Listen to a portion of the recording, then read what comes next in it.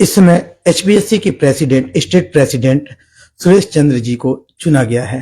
इससे पहले जो प्रेसिडेंट हुआ करते थे गोसाई जी होते थे, लेकिन सबसे मेन बात है कि दरअसल मैं बताऊं कि यहाँ जब भी कभी चुनाव होता है तो बहुत कुछ क्वालिटी निर्भर करती है कि क्या कुछ है। अब इनके प्रेसिडेंट बनने के बाद से क्या कुछ इम्प्रूवमेंट देखने को मिलेगा। यहाँ पे कई संस्थाएं रन कर रही हैं फरीदाबाद में, अक्रॉस अगर कहें चंडीगढ़ और एनसीआर में, लेकिन ये पोस्ट बड़ा मायने रखता है क्योंकि एचपीएससी एक ऐसी संस्था है जो पिछले 40 से 45 साल से रन कर रही है, सबसे पुरानी संस्थाओं में गिनती है। लेकिन अब जब सुरेश चंद्र जी पे ये जिम्मेदारी आई है तो कैसे इसको देखते हैं और आगे इसको कैसे ये लीड करेंगे। सर, पीएनएन की तरफ से आपको मुबारकबाद की एक बड़ी जिम्मेदारी अब मिली है। Thank you very much Siddiqui ji, आप समय निकाल करके आए और एचपीएससी के बारे में जानने की कोशिश करेंगे कि आपने। तो मैं आपको पहले तो अपने जो हमारे president past president Shri S Gosai ji के नेतृत्व में हमने 2007 से लेकर के 2024 तक हमने उनके साथ काम किया और काफी कुछ सीखने का उनसे मिला हमें। और अब वो हमारे चीफ पैटर्न के तौर पर, मार्गदर्शक के तौर में हमारे साथ काम करेंगे और उसके साथ हमारे और भी चीफ पैटर्न होंगे, लेकिन मुख्य चीफ पैटर्न हमारे गोसाई जी होंगे।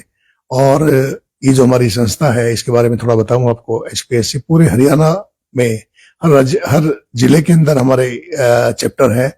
चैप्टर में इसलिए कहता हूं कि जैसे स्टेट है, स्टेट में हर डिस्ट्रिक्ट में हमने डिस्ट्रिक्ट एचपीएससी चैप्टर खुला हुआ है।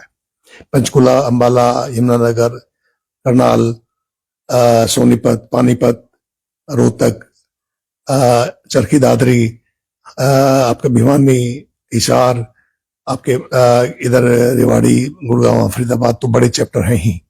तो इन सारे चैप्टर्स के लेवल पे हम काम कर रहे हैं। हमारे तकरीबन 500 के करीब मेंबर हैं और हम जो स्कूल में आने वाली चैलेंजेस हैं, समस्याएं हैं, उनको ईज आउट करने के लिए, ताकि स्कूल फंक्शनिंग भी आसान हो पाए, पेरेंट्स को भी आसान लगे और गवर्नमेंट के और स्कूल्स के बीच की एक कड़ी की तरह हम काम करते हैं, स्कूलों के और गवर्नमेंट के बीच में, जैसे कि आने वाले इश्यूज को हम रिजोल्व कर सकें और एक अच्छे वातावरण के अंदर कार्य कर सकें। जी सर, एक चीज मैं जानना चाहूंगा, जिस तरीके से आपने बताया कि ये संस्था तकरीबन 35 से 40 साल पुरानी है और काफी अच्छा लीड एस गोसाई सर ने अपने टाइम में किया, क्या कुछ सीखा है और कैसे इसको आप आगे आप लीड करेंगे आप? देखो, गोसाई जी अपने आप में एक इंस्टीट्यूशन है और वो एक फाउंडर मेंबर्स जब से ये संस्था बनी है। और उसके थोड़े दिन के बाद, 2-3 साल के बाद मैं ज्वाइन कर गया था इस ग्रुप के अंदर और तब से जुड़ा हुआ हूं उनके साथ सीखने का, क्योंकि बहुत मौका मिला और उनसे सीखा है।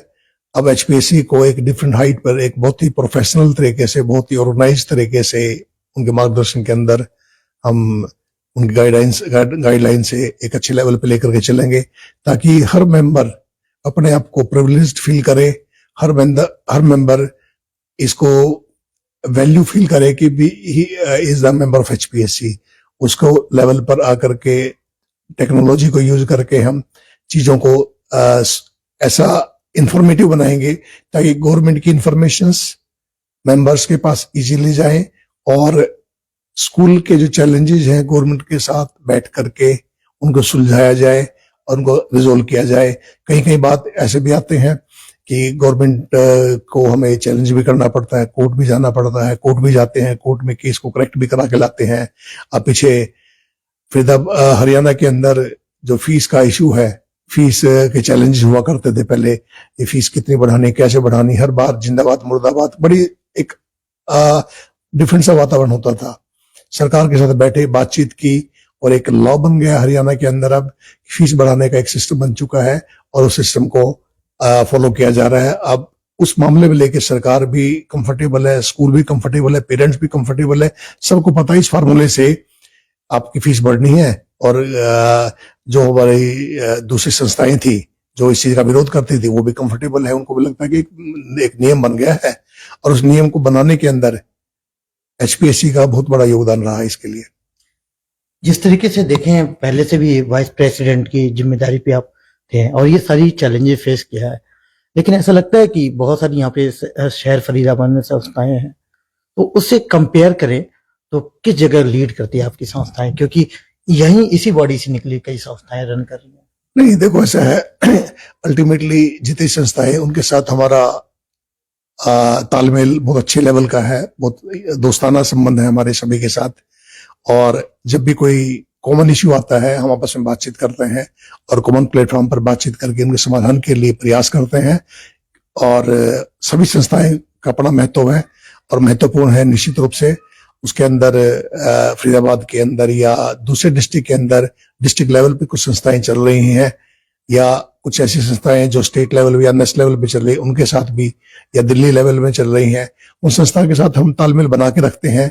जैसा कोई इश्यू आता है उस इश्यू को रिजोल्व करने के लिए हम उनकी मदद करते भी हैं और उनकी मदद लेते भी हैं। तो अब फाइनली जब आप पे ये जिम्मेदारी आई है तो किस तरीके से प्लान हो रहा है, क्या क्या एग्जीक्यूट करना है और इसकी तैयारी कब फाइनली पब्लिक में मैसेज कब तक जाने वाला है? हाँ, इसके लिए आपको थोड़ा इंतजार करना होगा, क्योंकि हमारी अभी एग्जीक्यूटिव, हम अभी अपना बोर्ड बना रहे हैं, अपने डिस्ट्रिक्ट टीम को फॉर्म कर रहे हैं नया, क्योंकि वो पुराना बोर्ड सारा रिजोल्व हो चुका है। नया बोर्ड बना करके उसके अंदर हम निश्चित रूप से मेंबर्स की भागीदारी को बढ़ाएंगे, उनकी इन्वॉल्वमेंट करेंगे और एक्टिविटीज को भी बढ़ाएंगे, ताकि हम जोनल लेवल पर भी, ताकि हर डिस्ट्रिक्ट के अंदर हर स्कूल, हर मेंबर अपने आप को कनेक्टेड फील करे। ऐसा हमारी कोशिश रहेगी कि हम इसके अंदर, मैं हर डिस्ट्रिक्ट के अंदर विजिट भी करूंगा और एक स्ट्रॉन्ग टीम बना करके आपको 1 साल के अंदर HPSC का एक अलग प्रारूप दिखाई देगा। फाइनली मैं एक चीज और जानना चाहूंगा कि आप लोगों की जो संस्था है वैसे बड़ा लिमिटेड प्रोग्राम करते हैं लेकिन बड़े सॉलिड होते हैं, तो कम से कम आपकी गाइडेंस में कुछ नया एक झलक देखने को मिले तो क्या कुछ करेंगे? ये अगर नेक्स्ट जो अपकमिंग जो सेशन आ रहा है इसमें क्या कुछ देखने को मिलेगा? अभी तो पिक्चर आरंभ हुई है, अभी पिक्चर बाकी है, वो सारी चीज देखने को मिलेंगी आपको और निश्चित रूप से आप लोगों को इन्वॉल्व किया जाएगा, इनवाइट किया जाएगा जो भी आपके प्रोग्राम होंगे। और उसकी हम पूरा 1 साल का कैलेंडर बनाएंगे।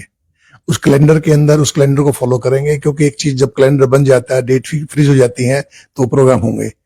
हम अंदाजे में नहीं काम करेंगे, आज ये कर लो कल वो कर लो। हमारी एक निरंतरता रहेगी, हम ये प्रोजेक्ट लेके चलेंगे, काम करके चलेंगे और निश्चित रूप से कुछ हम ऐसे काम भी करेंगे जिससे हम सोशल रिस्पॉन्सिबिलिटी हमारी है उनको भी हम एड्रेस कर सकें। वो भी हम निश्चित रूप से एजुकेशन के फील्ड में रह करके जो हम समाज की जो सेवा कर सके वो भी निश्चित रूप से करेंगे। और सरकार के साथ पूरी सहयोग करके, भागीदारी के साथ जो एजुकेशन के अंदर क्वालिटी एजुकेशन प्रोवाइड कर रहे हैं और हम उसके अंदर पूरी अपनी भागीदारी सुनिश्चित करेंगे। देश दुनिया की हर लेटेस्ट खबर देखने के लिए सब्सक्राइब करें हमारे चैनल PNN को और साथ ही बेल आइकन दबाना ना भूलें।